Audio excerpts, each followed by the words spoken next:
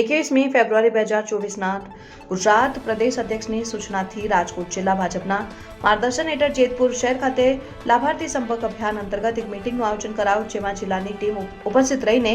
જેતપુર શહેર પ્રમુખ મહામંત્રી તેમજ કાર્યકર્તાઓને લાભાર્થીઓ સુધી પહોંચાડવા અને લાભાર્થીઓએ લાભ લીધો તે અંગે માર્ગદર્શન પૂરું પાડ્યું.